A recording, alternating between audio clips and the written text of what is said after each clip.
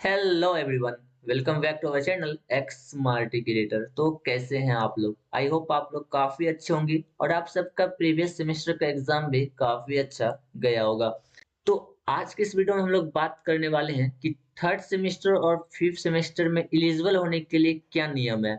आप थर्ड और फिफ्थ में कैसे एलिजिबल हो सकते हैं, क्योंकि बहुत सारे छात्रों का क्वेश्चन एग्जाम के बाद से ही आ रहा है कि थर्ड में एलिजिबल होने के लिए हमें कितना पेपर पास करना होगा पिछले सेमेस्टर का, फिफ्थ में एलिजिबल होने के लिए कितना पेपर पास करना होगा पिछले सेमेस्टर का, या फिर कितना पेपर हमारा कैरी है तो हम अगले सेमेस्टर में जा सकते हैं। तो आज के इस वीडियो में हम लोग यही बात करने वाले हैं कि थर्ड सेम में आप कब एलिजिबल होंगे, कितना पेपर आपका कैरी है तो आप जा सकते हैं, कितना पेपर पास आपको करना जरूरी है, फिफ्थ सेम के लिए कितना पेपर आपको पास करना जरूरी है फोर्थ सेम में, और फिफ्थ में आप कब एलिजिबल होते हैं।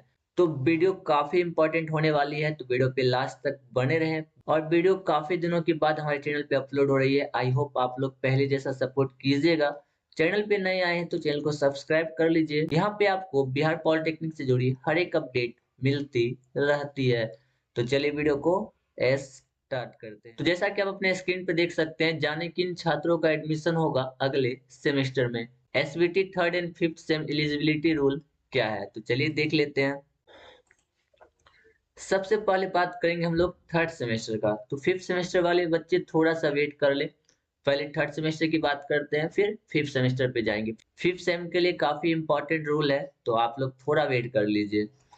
थर्ड सेमेस्टर का आप यहाँ देख सकते हैं, eligibility for semester third examination. A student may appear in semester examination of semester third if he या she has passed in semester first and second.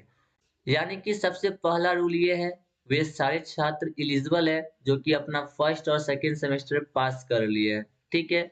दूसरा रूल क्या है, इफ ही या she has carry in maximum, यहाँ पे आप देख सकते हैं, मैक्सिमम 3 थ्योरी या प्रैक्टिकल सब्जेक्ट या पेपर्स और रिमेन अब्सेंट इन 3 थ्योरी या प्रैक्टिकल सब्जेक्ट या पेपर्स ऑफ सेमेस्टर फर्स्ट और सेकेंड और बोथ टेक टुगेदर। कहने का क्या मतलब हुआ, अगर आपको फर्स्ट और सेकंड मिला के 3 पेपर में कैरी है, मैक्सिमम तीन पेपर में कैरी है, तो आप थर्ड सेमेस्टर के लिए एलिजिबल है, आपका एडमिशन हो जाएगा, आप थर्ड सेमेस्टर का एग्जाम दे सकते हैं। अगर आपका फर्स्ट सेमेस्टर पूरा क्लियर है, सेकेंड सेमेस्टर में 3 पेपर में कैरी है, तो भी आप थर्ड सेमेस्टर में जा सकते हैं। या फिर फर्स्ट सेमेस्टर में आपका एक पेपर में कैरी है, सेकेंड सेमेस्टर में 2 पेपर में कैरी है, तो भी आप जा सकते हैं। लेकिन अगर आपका फर्स्ट सेमेस्टर में 2 पेपर में कैरी है, सेकेंड सेमेस्टर में भी 2 पेपर में कैरी हो गया, तो 2 और 2 हो गए 4, तो आप थर्ड सेमेस्टर में एलिजिबल नहीं हो पाइएगा। तो मैक्सिमम 3 सब्जेक्ट में कैरी अगर आपका है फर्स्ट और सेकेंड मिला के, तो आप थर्ड सेमेस्टर में जा सकते हैं। ठीक। आई होप ये दो नियम आप समझ गए होंगे। तीसरा क्या है, तीसरा रूल है, the student must have completed the regular course of study of semester third along with rule 6.0 as prescribed by the board।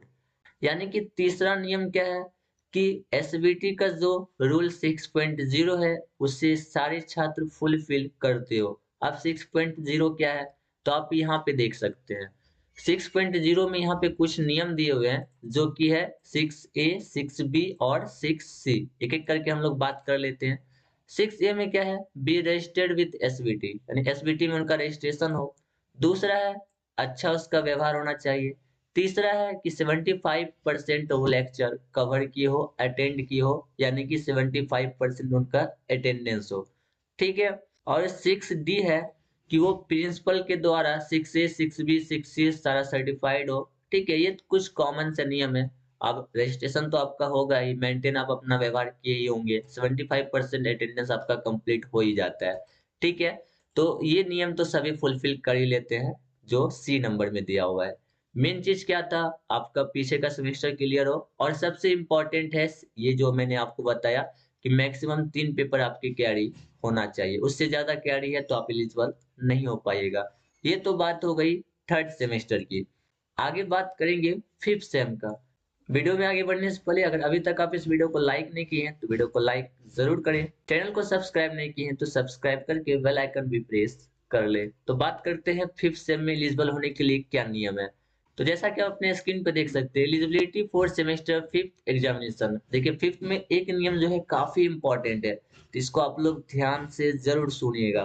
ठीक है, सबसे पहला नियम तो वही है कि आपका प्रीवियस सेमेस्टर क्लियर होना चाहिए, यानी फोर्थ सेमेस्टर आप पास होना चाहिए। ठीक है, सबसे पहला नियम ये है कि आपका प्रीवियस सेमेस्टर कंप्लीट होना चाहिए। ठीक है, दूसरा क्या है, if he or she has carried in maximum 2 theory or practical subject papers, remains absent in 2 theory or practical subject papers of semester third या fourth taken separately। यानी कि अगर आपका प्रीवियस सेमेस्टर में, ठीक है, 2 पेपर में कैरी है, मैक्सिमम 2, तो आप इलिजिबल हो जाते हैं फिफ्थ सेम के लिए। ठीक है, अगर 2 पेपर में कैरी है तो आप इलिजिबल है, कोई दिक्कत नहीं है, फिफ्थ सेम का एग्जाम आप दे सकते हैं। लेकिन जैसा कि उसमें था 3 पेपर, अगर आपका फोर्थ सेम में 3 पेपर कैरी हो जाता है तो आप इलिजिबल नहीं हो पाइएगा अगले सेमेस्टर के लिए। ठीक है, अगला नियम है he or she must have passed in all theory practical subject paper of semester first and second completely। ये काफी इंपॉर्टेंट चीज है, इसके वजह से पिछले बार कई सारे छात्र एलिजिबल नहीं हो पाए थे। कहने का क्या मतलब, अगर आपका फर्स्ट या सेकेंड सेमेस्टर में एक भी पेपर कैरी है तो आप फिफ्थ सेम के लिए एलिजिबल नहीं हो पाइएगा। ठीक है, आपका एडमिशन फिफ्थ सेम में नहीं हो पाएगा, अगर एडमिशन हो भी गया गलती से तो आप एग्जाम नहीं दे पाइएगा। तो फिफ्थ सेम में एलिजिबल होने के लिए आपका फर्स्ट ईयर पूरा क्लियर होना चाहिए, यानी फर्स्ट और सेकेंड सेमेस्टर आपका कंप्लीट होना चाहिए, एक ही पेपर में कैरी नहीं बचना चाहिए। अगर आपका कैरी है फर्स्ट सेम में तो आप फिफ्थ सेम के लिए एलिजिबल नहीं हो पाइएगा। ठीक है, ये नियम थे फिफ्थ सेम का। चौथा नियम तो मैंने पहले ही बता दिया, फिर से एक बार बता देता हूँ कि जो भी छात्र हैं फिफ्थ सेम के, वो रूल एसबीटी का जो रूल 6.0 है उसे कंप्लीट फुलफिल करना चाहिए। तो नियम तो मैंने बता दिया 6.0 क्या है, वो एसबीटी में उनका रजिस्ट्रेशन होना चाहिए, उनका व्यवहार अच्छा होना चाहिए, 75% लेक्चर वो अटेंड किए होना चाहिए, यानी 75% उनका अटेंडेंस होना चाहिए। ठीक है, तो ये सारे चीज तो मैंने पहले भी बताया। तो मेन क्या था कि आपका थर्ड सेम फोर्थ सेम में, यानी कि 2 पेपर आपका कैरी, 2 से ज्यादा नहीं होना चाहिए, और फर्स्ट ईयर आपका पूरा तरह से क्लियर होना चाहिए। एक ही पेपर में कैरी अगर आपका है तो आप एलिजिबल नहीं हो पाइएगा। और यहाँ पे आप देख सकते हैं नोट में भी सेम टू सेम लिखा हुआ है, a student having carry in more than 2 theory या प्रैक्टिकल सब्जेक्ट या पेपर्स और remain absent in more than 2 theory or practical subject in semester fifth shall be declared fail।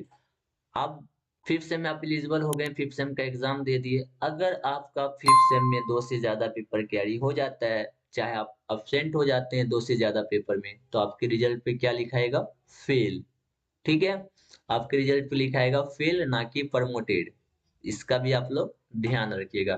Third same में भी ऐसा नियम यहाँ पे आप देख सकते हैं, a student having carrying in more than 2 theory or practical paper or remain absent in more than 2 theory practical subject या papers in semester third shall be declared fail। अगर आप थर्ड सेम में एलिजिबल हो गए हैं, exam आप दे दिए हैं, एग्जाम में अगर आपका 2 से ज्यादा पेपर में कैरी है तो आपका फेल लिखाएगा रिजल्ट में। ठीक है, ब्रांच पेपर में आपका 2 से ज्यादा कैरी नहीं होना चाहिए। सो ये थे सेमेस्टर थर्ड और फिफ्थ के एलिजिबल होने की कुछ नियम, जिसमें आपको मैंने बताया आपको कितना पेपर पास करना है और कितना पेपर में कैरी है तो आप एलिजिबल हो जाइएगा। सो आई होप आज की वीडियो आपको पसंद आई हो। वीडियो से जुड़ी कुछ भी डाउट है तो आप हमें कमेंट बॉक्स में पूछ सकते हैं, या फिर मुझसे पर्सनली जुड़ना है तो इंस्टा आईडी दिया है डिस्क्रिप्शन में, आप वहां पे मुझे मैसेज कर सकते हैं। और जो भी छात्र टेलीग्राम में ज्वाइन नहीं है, डिस्क्रिप्शन में उसका भी लिंक दिया हुआ है, टेलीग्राम में जरूर से ज्वाइन हो जाइए। सो आई होप आज की वीडियो आपको पसंद आई हो। वीडियो पसंद आए तो वीडियो को लाइक कमेंट अपने दोस्तों के साथ शेयर करना ना भूले। तो चलिए मिलते हैं ऐसे एक न्यू वीडियो में। Thanks for watching.